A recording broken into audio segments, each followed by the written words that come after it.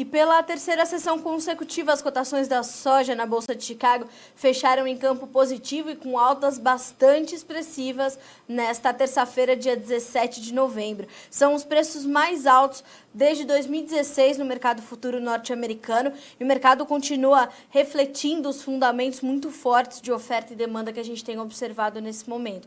Para a gente entender o que motivou esses ganhos de hoje, o que vai acontecer daqui para frente, o que a gente pode esperar e principalmente como todo esse cenário mundial impacta na formação dos nossos preços e negócios aqui no Brasil, a gente vai conversar com o Fernando Pimentel, consultor de mercado, analista de mercado da AgroSecurity. Fernando, muito boa tarde para você, seja bem-vindo ao Notícias Agrícolas novamente, é um prazer ter você com a gente.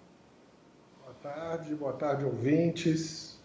Fernando, mais um dia forte para os preços, né? E hoje ganhos consistentes, altos, mais de 1% de ganho. Teve fator novo, notícia nova, o mercado ainda está muito atrelado aos seus fundamentos já conhecidos. Bom, as altas têm sido bem consistentes, né? Nós estamos aí atingindo, como você falou, 3 sessões seguidas, atingimos aí o melhor preço dos últimos 4 anos. Fundamentos existem, nós estamos aí com o estoque americano está enxugando, né? Nós estamos tendo uma demanda firme da China, temos agora o Weather Market da América do Sul, o Laninha coloca um certo grau de incerteza nas safras do Hemisfério Sul. O Hemisfério Sul, não podemos esquecer, que representa mais de 50% da oferta de exportação de soja no planeta. Então, nós temos uma situação de incerteza sobre as safras do Hemisfério Sul, sempre um elemento de volatilidade. Isso se expressa na Bolsa de Chicago, né? Nós estamos observando isso agora. Então, essas altas, elas têm consistência, sob o ponto de vista dos fundamentos, estoque baixo, demanda firme, e temos aí a questão climática aqui, para o Brasil, Argentina e Paraguai, principalmente, né? E quando a gente fala em estoques baixos, Fernando, a gente não se restringe a só uma origem, né? Todas as principais origens globais de soja nesse momento estão com estoques muito ajustados, certo? Sim, todo mundo com estoque ajustado e todo mundo com vendas antecipadas também, né? Se você olhar hoje, Estados Unidos aí na faixa de 50% da safra 21 vendida, Brasil mais de 60%, Paraguai 35%, 30%.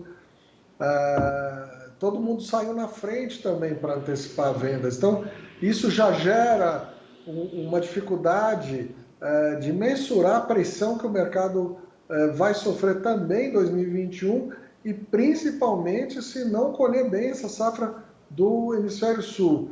Eu diria para você, em 30 anos de carreira minha, eu talvez nunca tenha afirmado com tanta certeza, não podemos ter uma quebra de safra no Hemisfério Sul. Sobre o risco, inclusive, eventualmente de problemas sociais aqui e em outros países, porque nós vamos ter uma elevação dos custos dos alimentos muito forte, tanto na China quanto aqui na Argentina e em outros países da América do Sul.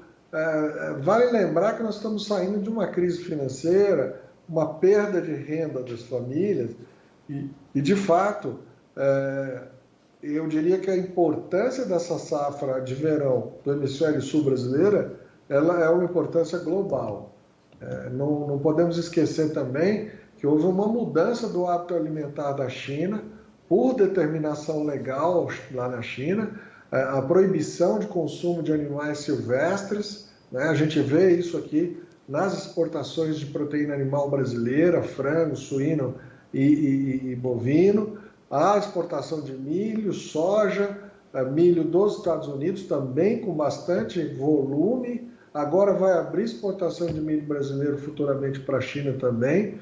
Isso mostra que eles estão mudando totalmente o padrão matriz de produção de proteína animal deles para atender a determinação legal. Então, eles estão revendo todos os processos de produção de suínos lá, em função de todos os problemas que viveram, de problemas sanitários.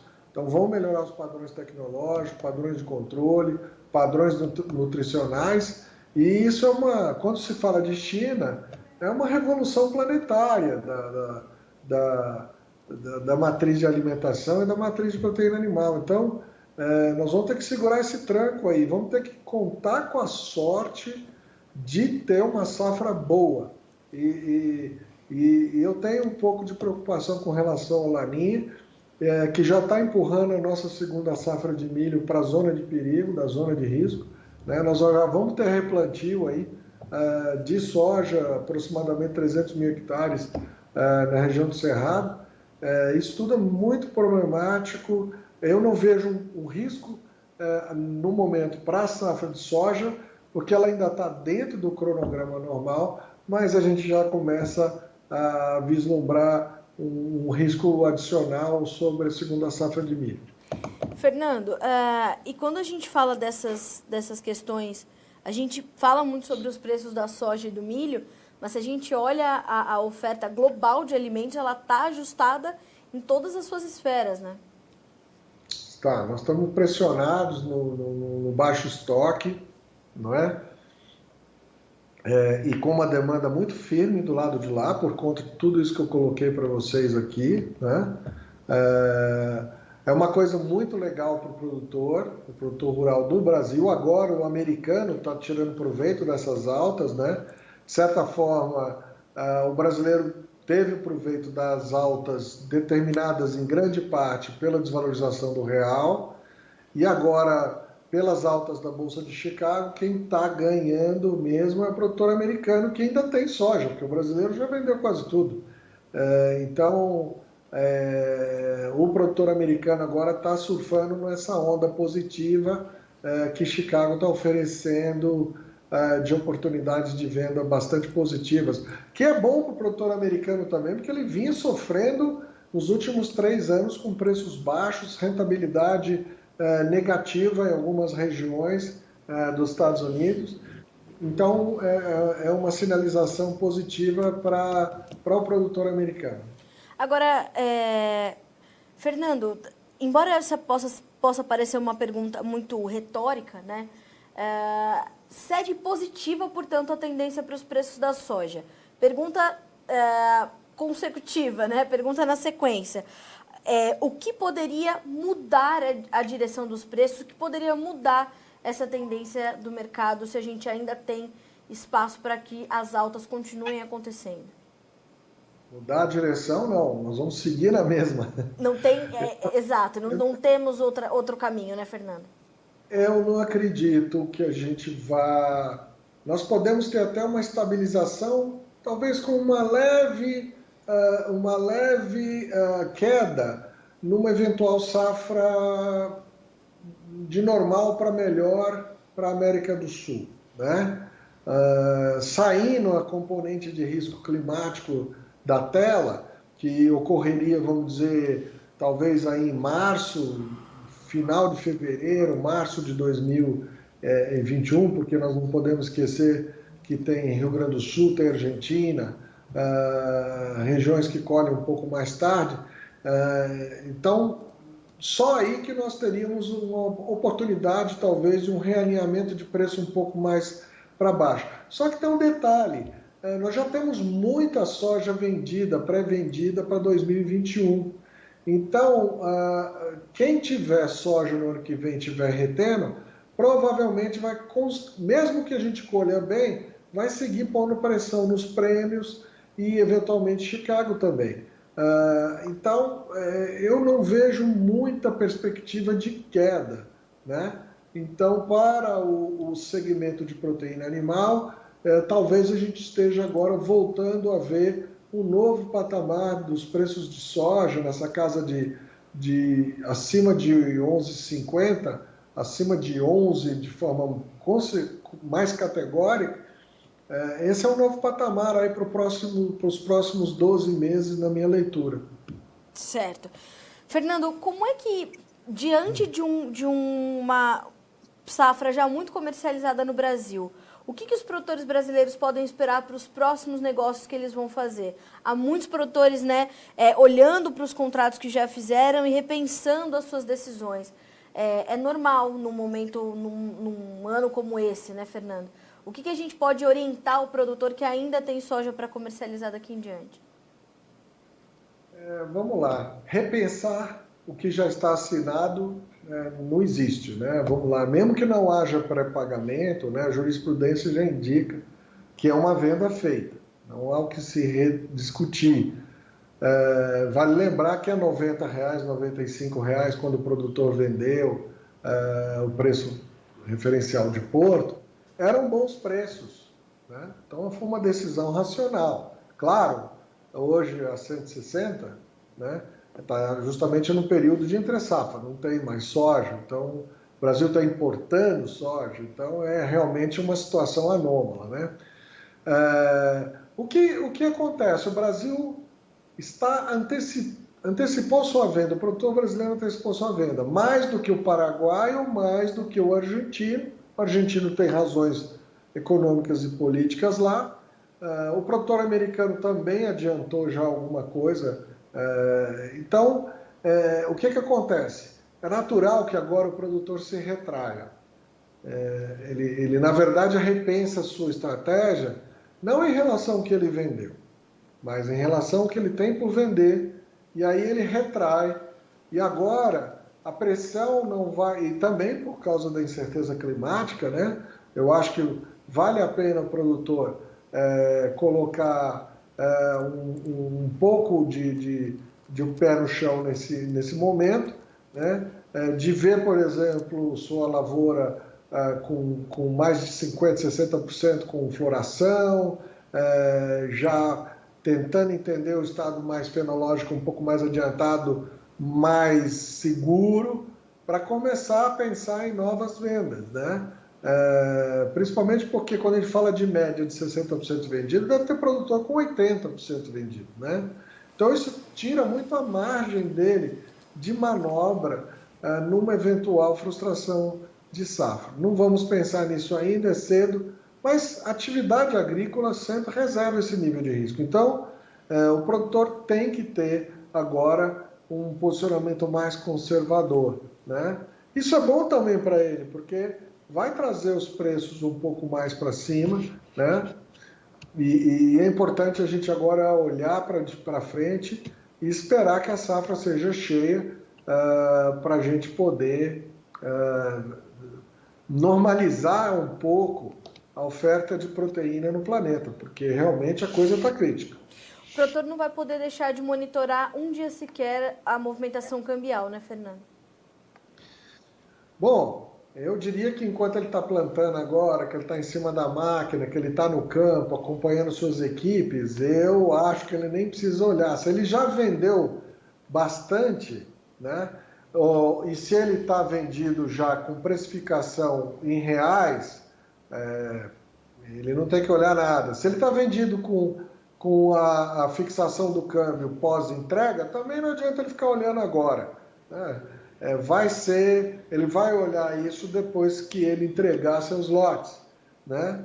É claro que o produtor tem que estar olhando o câmbio pensando nisso, porque no caso de ele não ter fixado o câmbio ainda, isso vai interferir na renda dele, né?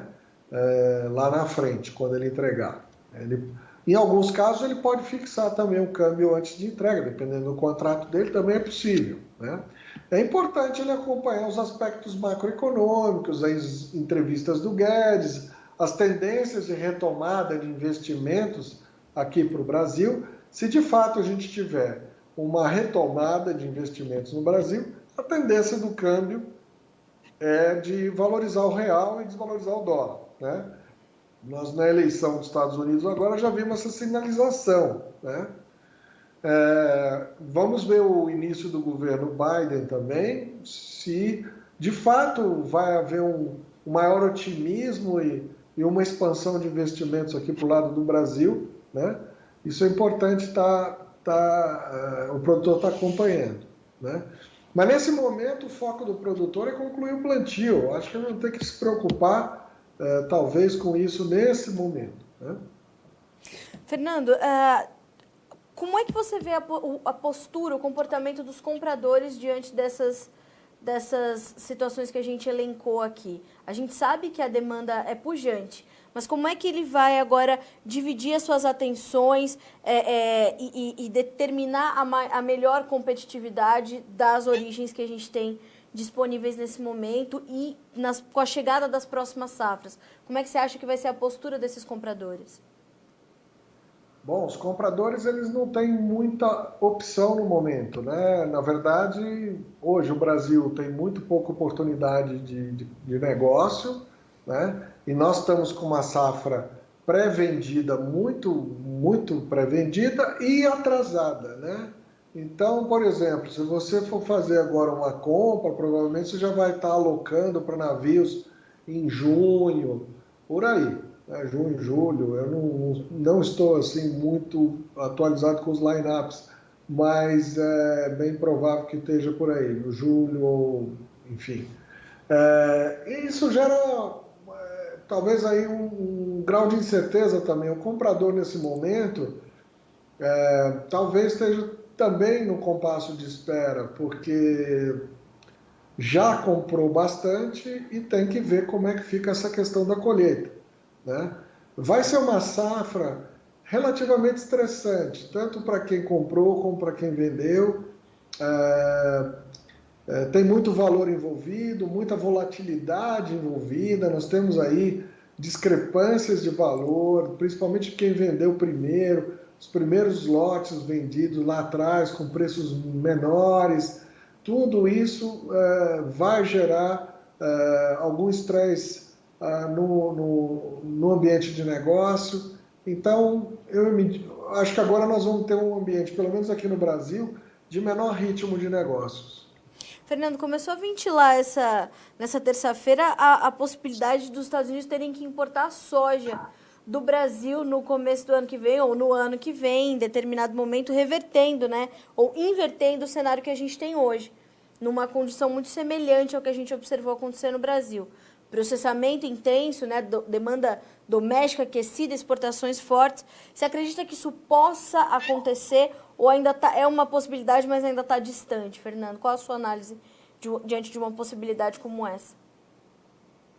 Eu acho um pouco provável. Eu acho que o que vai acontecer é uma gestão da venda. Os Estados Unidos está um pouco atrasado em relação ao Brasil nas vendas, né? Uhum. Então ele tem ainda oportunidades, vendo a situação, vendo o estoque do Brasil, do Paraguai também, que é um estoque curto. A Argentina tem um pouco mais de estoque. Talvez, para evitar uma situação dessa, talvez o americano médio vai ali retardar um pouquinho mais as suas vendas, até porque agora começou o mercado dar essa puxada, né?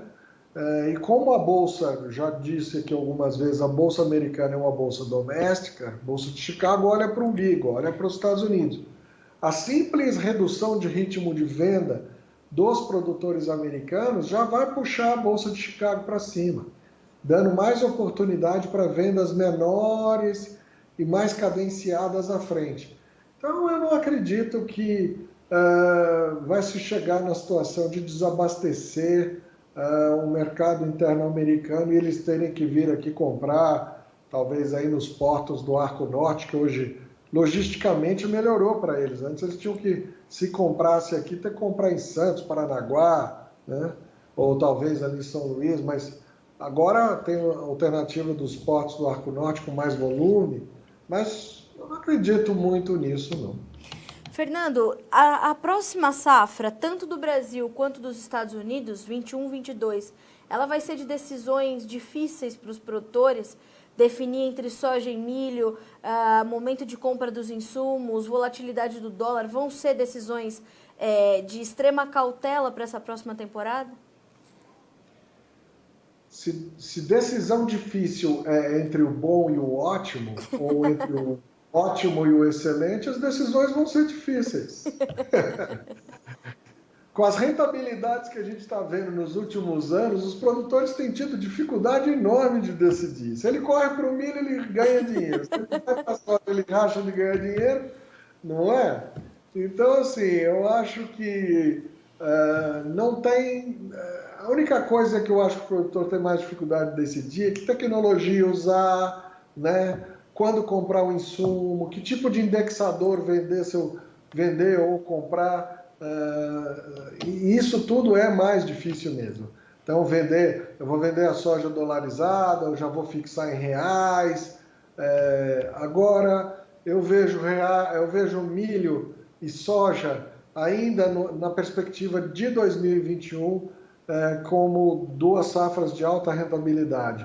Gente, o milho subiu de patamar. Ele passa a ser agora uma cultura tão rentável quanto a soja. Claro que, vamos lá, sob a perspectiva de risco, quando ocorre esse problema de cronograma que nós estamos vivendo agora, o milho é uma cultura de mais risco, não é?